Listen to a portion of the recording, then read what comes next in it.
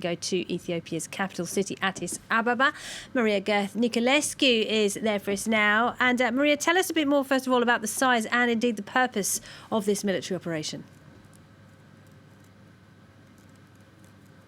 So Ethiopia's Prime Minister Abiy Ahmed said that he launched a military operation in the Tigray region as of Wednesday, after he accused the Tigray People's Liberation Front, so that's the ruling party in the Tigray region, of attacking federal military bases in order to steal military equipment. And this comes after months of tensions between the Tigray People's Liberation Front, or TPLF, and the federal government. And the purpose, according to the Prime Minister, is, of course, to restore, to safeguard the stability of the country.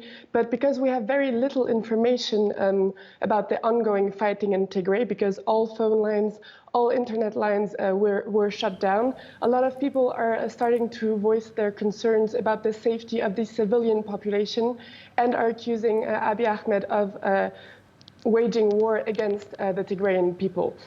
Probably in response to these accusations, Abiy Ahmed said on Twitter on Friday, that the operations have, I quote, clear, limited, and achievable objectives to restore the rule of law and the constitutional order. He also said that he had tried to resolve the disputes between the federal government and the TPLF in a peaceful manner, and he accused the Tigrayan party of the failure of these attempts. And the UN is now calling for a de-escalation. How did it get to this point, Maria?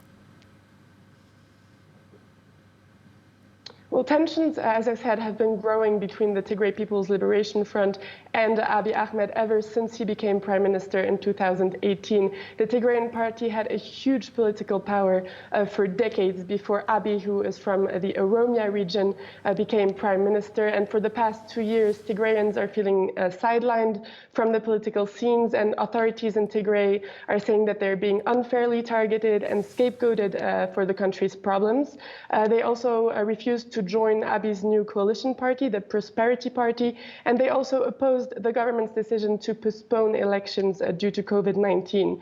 So they decided to hold a regional election in September, which the federal government said was illegal. And so we've seen these type of tensions for months, and we're seeing a very isolated region that has lost its power on the one side, and on the other side, a prime minister who is unwilling to let the region, dictate its own laws. So there had been talks for months now about a possible, military intervention from the federal government in Tigray on those grounds, and that there's now growing concern that this will escalate into a civil war and even into an international conflict.